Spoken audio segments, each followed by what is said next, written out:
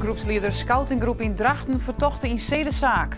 Hij zou bijna pornografisch materiaal op de club maken van 3 minderjarige famkes. En Kazemattenmuseum weer iepen naar verbouwing.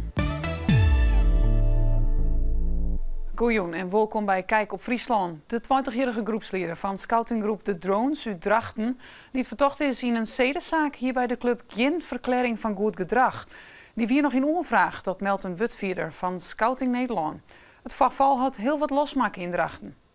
Grutte opschoor bij Scoutingclub De Drones in Drachten. Want een 20-jarige meiwerker zit al zo'n juli vorig jaar vast vanwege misbruik. Hij zou bijna pornografisch materiaal op de club maken van 3 minderjarige famkes. En dat materiaal ik verspraat hebben. En er speelt nog wat oors. Want hij zou ook in de privésfeer ontucht aan hebben met 2 famkes, 2 orenfamkes dus. Het ministerie heeft de zaak bewust stilhouden, zeggen ze, in het belang van het onderzoek. En om de slachtoffers te informeren en haar nijsten. Intussen hebben er in Zwolle al 3 proforma-zittings geweest. En bij die proforma-zittings het de rechtbank steeds zijn, er is genoeg reden om deze man langer vast te houden. Intussen wordt er nog onderzoek gedaan naar de persoonlijke omstandigheden van de verdachte. In juli volgt er nog een proforma-zitting en de verwachting is dat eind augustus die inhoudelijke zitting van deze zedenzaak plaatsvindt. In een schriftelijke verklaring zei het woordvoerder Joen Scholte van de Drones dat ze de gang van zaken bot betreuren en dat de persoon in kwestie voortdurend geschorst is en dat de procedure ongewenst gedrag van Scouting Nederland volg is. Op de Waldwei is van een man een auto achterop een motor rijden. Het ongeluk badde bij de afslag Ljouwert eerst. De politie moest een rietstrook afzetten om onderzoek te doen naar de tadracht van het ongeluk. Je terug ontsteer haast een uren vertraging voor het orenverkeer. De motorrijder is licht verwoenerekken. Enorme knallen en rateljende mitrailleurs. Dat is wat je jaren als je van deze mannen al in het Kazemattenmuseum op de Oosterdiek komen.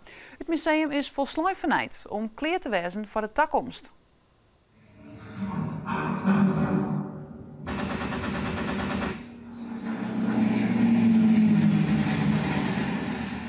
De grootste verhoring is in feite het verhaal en de manier waarop we het vertellen.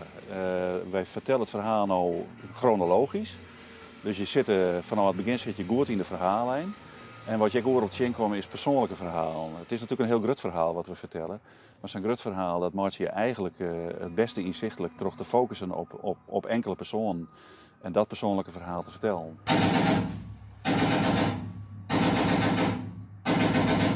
Nou, wat er gebeurt in heel soort rond dat mensen binnenkomen is dat ze iets activeren door een sensor. En dan kan het wezen dat ze in een film staan, zoals hier achter u.